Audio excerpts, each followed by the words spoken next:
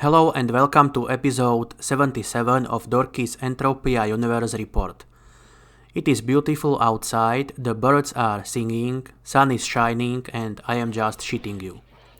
The weather outside is fugly as poop, it is damp, cold, and I am pretty sure I have experienced nights with better lighting conditions.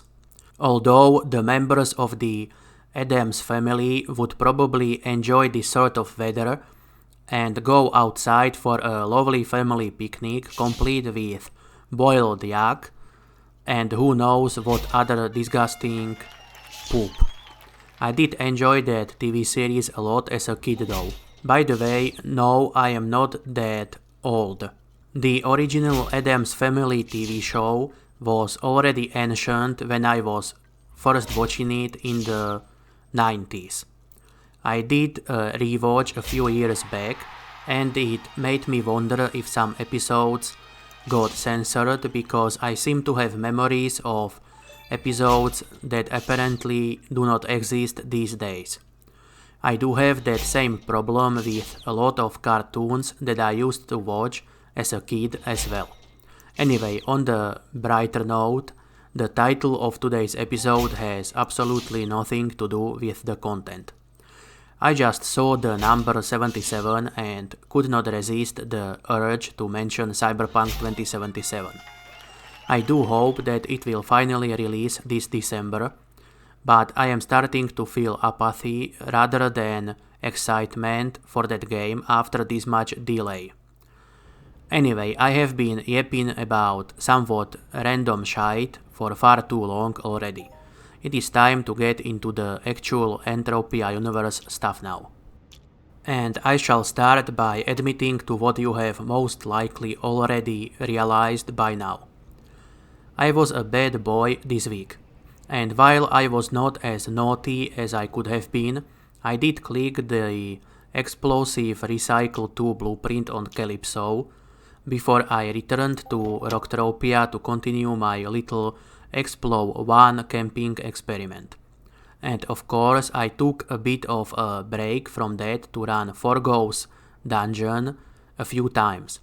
It is called Bonzo's Chop Shop and it is a fairly nice instance with a single level 50 shotgun touting Bonzo. I would not recommend the instance to about anyone though.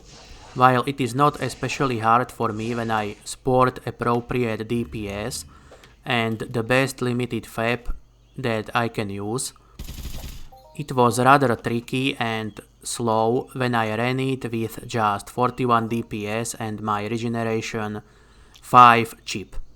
The Bonzo kept hitting me for anywhere from 19 damage to 70 plus damage. And he hardly ever missed, even though I was wearing improved Athenic ring. So you probably need about level 50 evader or dodger to avoid good chunk of his attacks. I kind of forgot to notice whether I was getting evade or dodge while fighting Bonzo. I would guess dodge since he is using ranged weapon, but who knows. Anyway, back to what you would need if you decided to go check out Forgo's instance. For one, either some decent armor or a crap ton of HP. I fought Bonzo wearing adjusted Masca with 5B armor plates and I had to heal a lot. But it was doable with my 239 HP. I could not find any info on the damage types he does, so I cannot give you any advice on the proper armor for this encounter. What I can do, however, is say that 41 DPS is way too little to snuff him within a reasonable time frame, especially if you do have to heal a lot like I had to. However, when I ran Bonzo's Chop Shop with more than 73 DPS, it was fairly easy even while I was under armored as poop. Although I did buy Vivo UR 125 to heal myself with. That helped a lot since I was not just barely out-healing the damage taken, but rather outpacing it significantly. So I could keep on shooting a lot more than on my first poorly prepared visit. When it comes to the loot, every single run that I did was a TT loss of about 10 to 15 PED when I compared the TT cost of running the instance to the TT value of the loot. The keys are fairly expensive on the markup side, but there is also potential for some really nice markup loot as well. Although nobody seems to be all that interested in buying some of that loot on auction at the markup stated in the market value info. So far I only sold one monster truck tire rim and got a bid on another one, but no luck selling the monster truck tire or Bonzo's Slim Jim, at least not so far. There are still about 3 days to go on those auctions though. Either way, you can buy Bonzo's lockpicks in Forgo's shop in Tangerine if you are interested in running the instance. I think I will use the footage from one of my runs in this episode. Maybe it has been already playing for a bit by this point in the video. Anyway, you can see what it looks like in there. Before I move on, I should tell you that this is not an advertisement for Forgo and his shop, but he is a friend of mine and we are in the same society.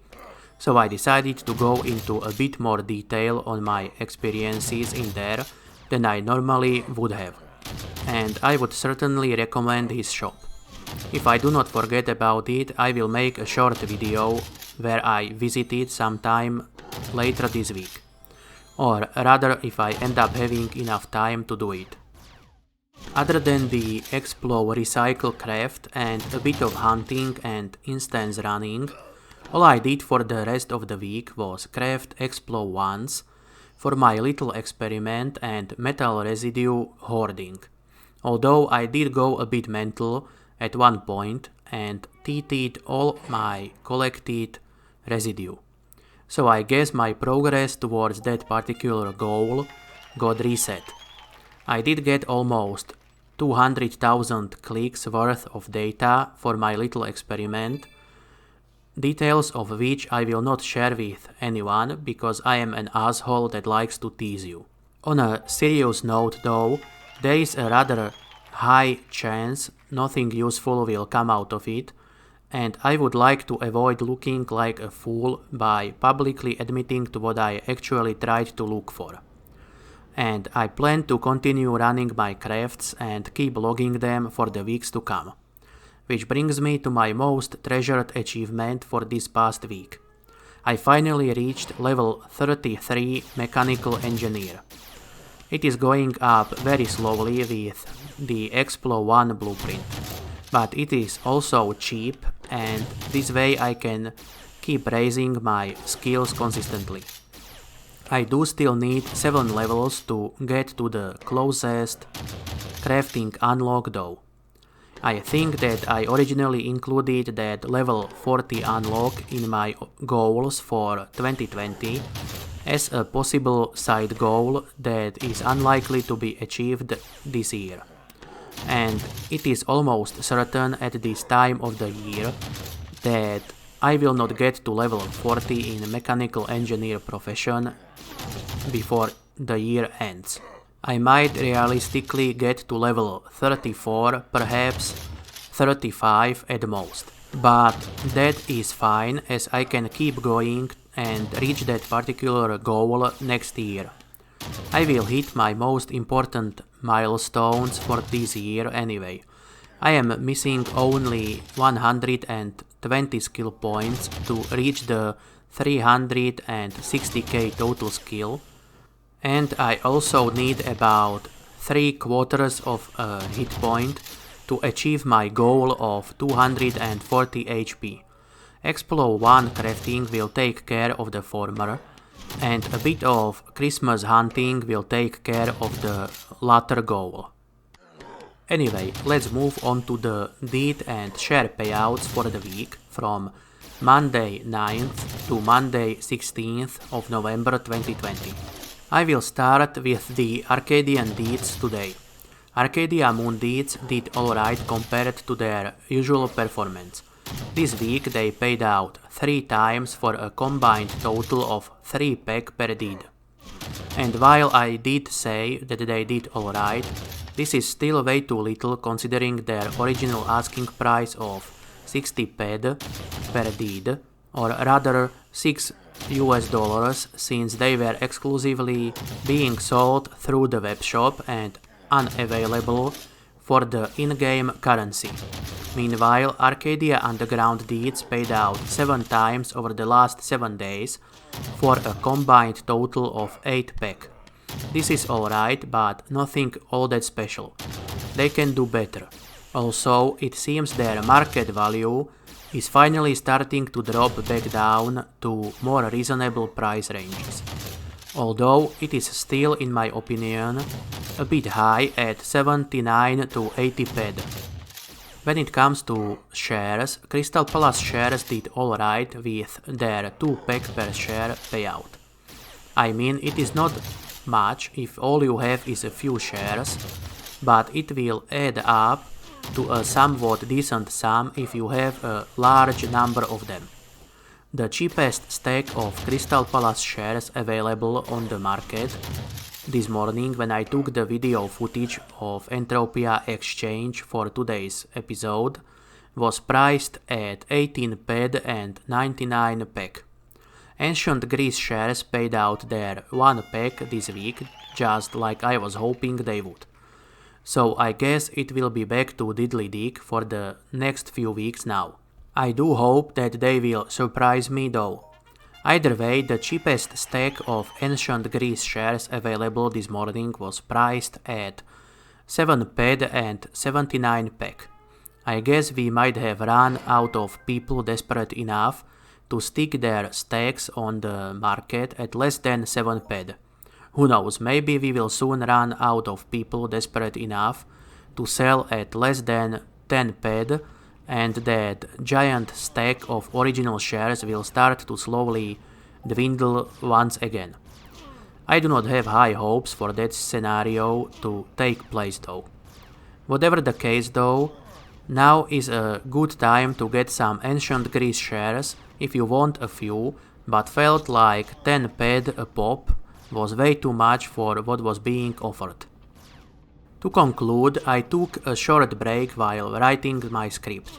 I heard some weird noises, so I went to check on my storage unit downstairs, just in case one of my neighbors was trying to break in again.